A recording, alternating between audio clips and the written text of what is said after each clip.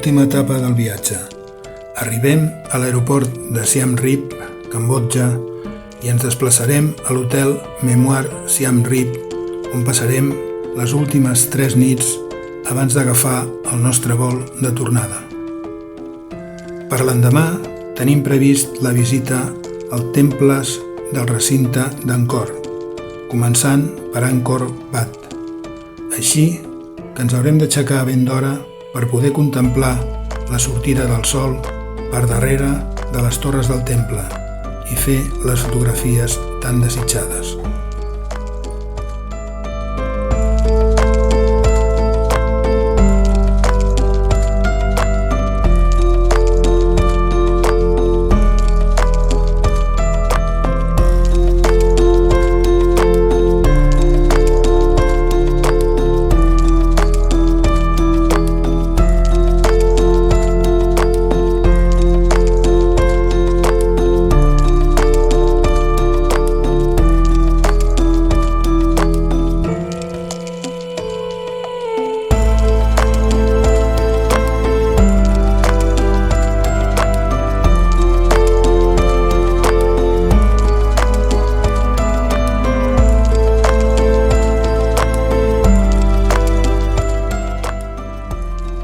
Tot el conjunt arqueològic d'Angkor és la màxima expressió de l'imperi Khmer, que va arribar a ocupar el que avui és Cambodja i altres països del sud-est asiàtic, com Tailàndia, Laos, Vietnam i part de Birmània i Malàisia.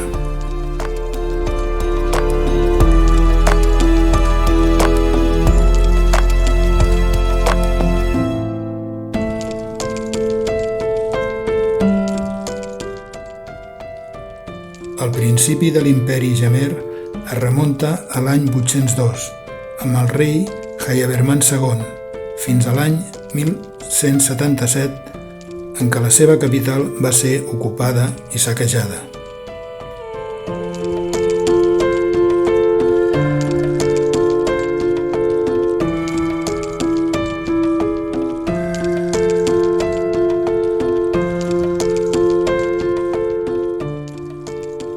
Els principals monuments d'Angkor, com Angkor Wat o Bayon, són testimoni de l'immens poder i riquesa de l'imperi Khmer, del seu art i la cultura, la tècnica arquitectònica i la bellesa estètica.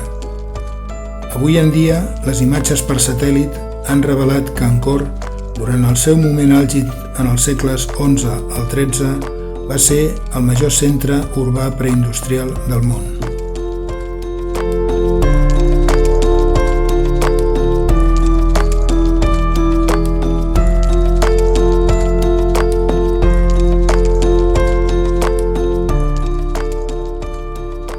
El temple d'Angkor Wat consta de 3 recintes rectangulars concèntrics, d'altura creixent, envoltats per un llac perimetral de 3,6 quilòmetres de longitud i 200 metres d'ample. En el recinte interior hi ha les 5 torres en forma de lotus, arribant la torre central als 42 metres sobre el santuari i 65 metres del nivell de terra. En un principi es va dedicar al déu Vishnu. Arquitectònicament, el temple combina la tipologia hinduista del temple en muntanya, representant el mont Meru, morada dels déus.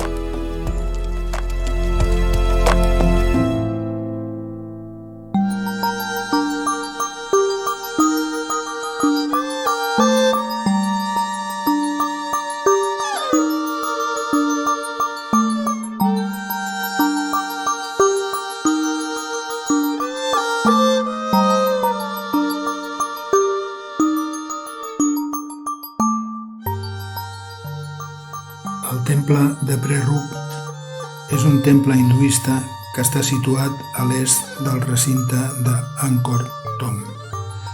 La piràmide central, que evoca el mont Meru, té 50 metres de base i és accessible per als 4 costats.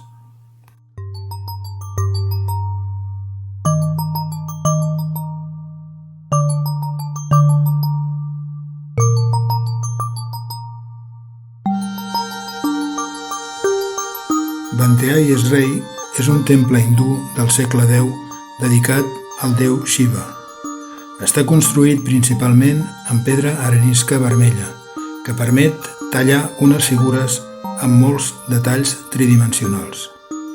Una de les principals característiques és que va ser construït per dones. De fet, el nom de Vanteai Esrei significa ciutadella de dones. És un temple petit si el comparem amb els d'Angkor o Bayon, però està considerat com una obra mestra de l'art Khmer. Està format per recintes en el seu interior i als frontals podem trobar relleus narratius que il·lustren episodis de llegendes sagrades.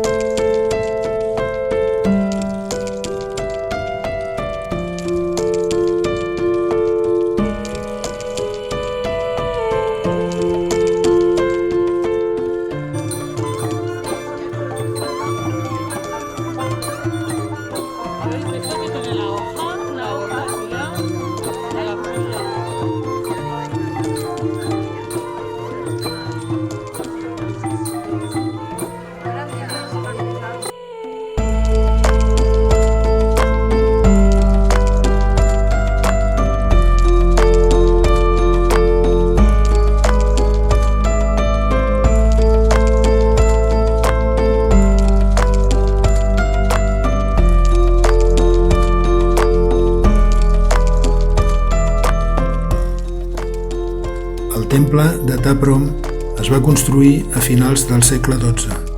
Es va utilitzar com a temple budista i va allotjar a més de 12.000 persones. En l'actualitat, el temple es troba en un entorn selvàtic, entre arbres descomunals que envolten amb les seves arrels la major part de les construccions i que en alguns casos serveixen de suport perquè no s'ensorrin les parets. Es va decidir deixar-lo en aquest estat com a testimoni de com es van trobar la majoria dels temples d'Angkor quan van arribar els occidentals al segle XIX. El seu aire misteriós i enigmàtic, amb arbres i arrels que devoren totes les construccions, ha estat font d'inspiració per directors de cinema i les seves pel·lícules. De totes, la més coneguda, Tomb Raider, va servir per donar a conèixer el temple i a la seva fama mundial.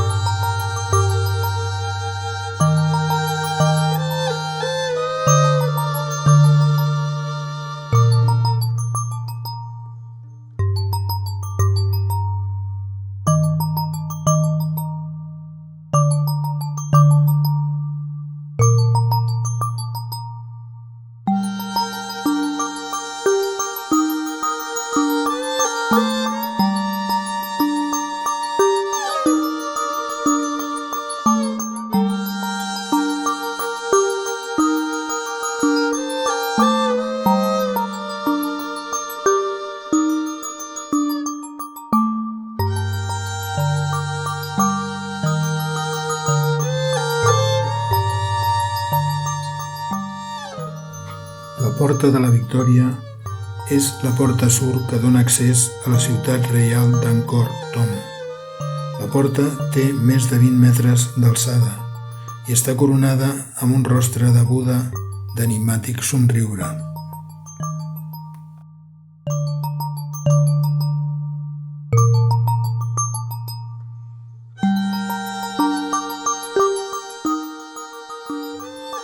La terrassa dels elefants es troba a l'interior del recinte d'Angkor Thom, tot just després de la Porta Victòria. Rep el seu nom degut als relleus dels animals que serveixen de base.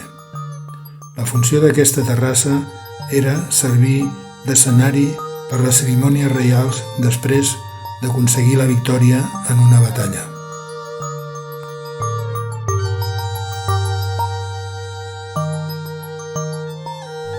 El Temple de Bayon és un complex de culte en el centre de l'antiga ciutat d'Angkor Thom.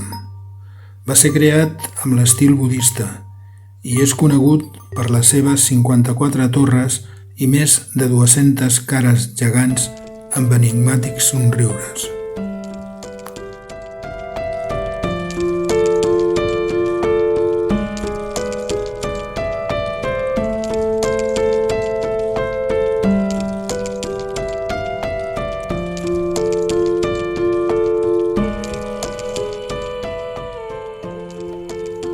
Bayon va ser l'últim temple estatal construït al complexe d'Angkor per al rei Jayavarman VII.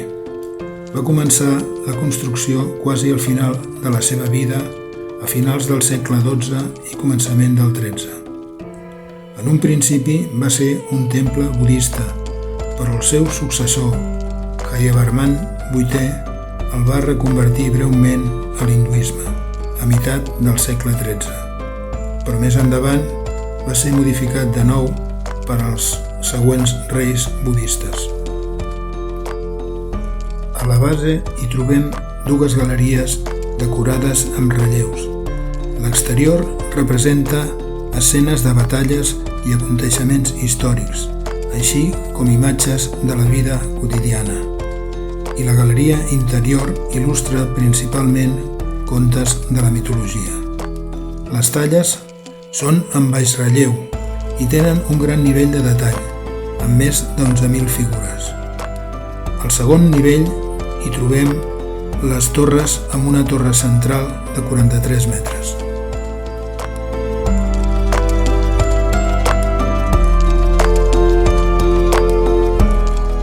Ens despedim de l'antiga ciutat d'Angkor Thom visitant la porta sud, a la que s'hi arriba després de creuar el pont per sobre del fossar que envolta el recinte emmurallat. Després de la llarga jornada, prendrem un relaxant massatge i un sopar espectacle en un famós restaurant de Siem Reap.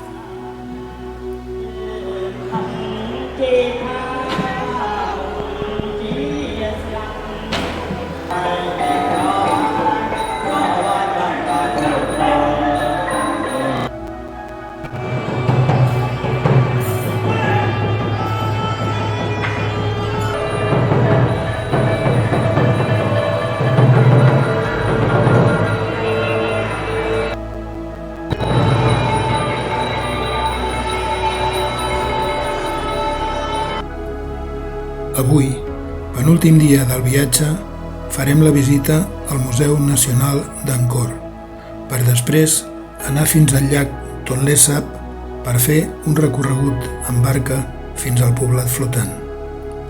Al museu es troben les restes arqueològiques més valuoses que s'han trobat als temples d'Angkor i és un recorregut molt complet per la cultura i civilització Jemer.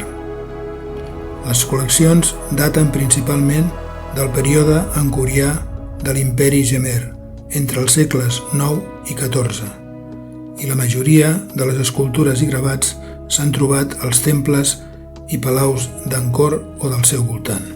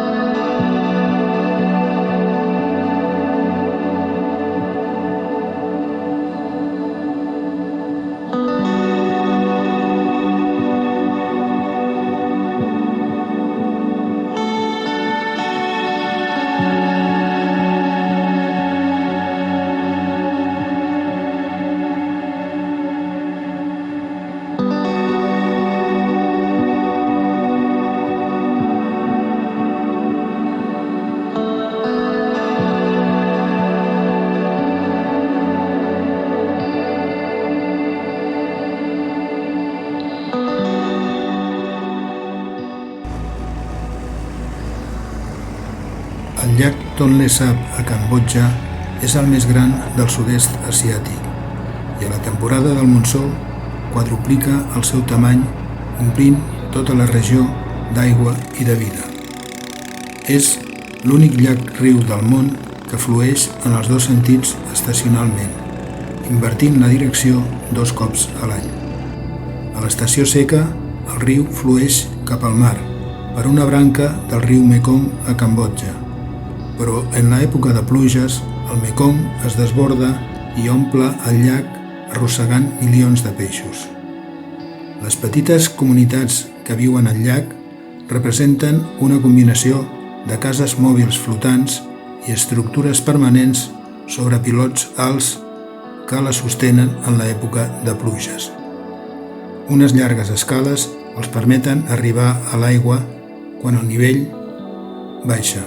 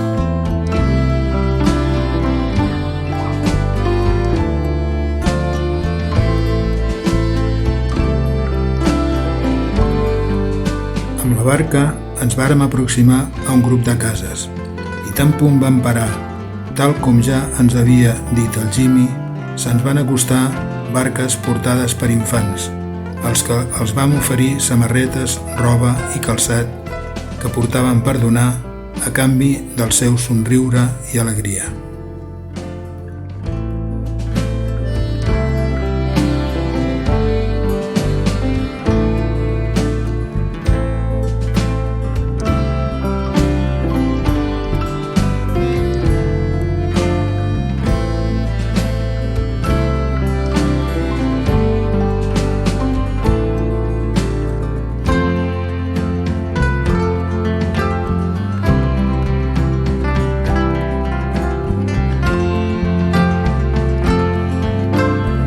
Tonle Sap i el sistema d'aigües continentals de Cambodja produeixen a l'any unes 500.000 tones de peix i els boscos inundats purifiquen l'aigua i protegeixen a les comunitats que hi viuen de les tormentes, un benefici cada cop més important a mesura que el canvi climàtic fa que els fenòmens meteorològics extrems siguin més freqüents.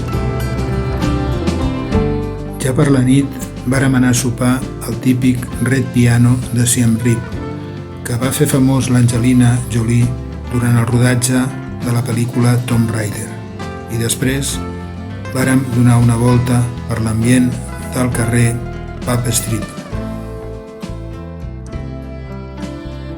A l'endemà, abans d'anar a l'aeroport, van donar una volta pel mercat de Siem Reap per fer les últimes compres i veure com dormen els ratpenats gegants als arbres de la plaça.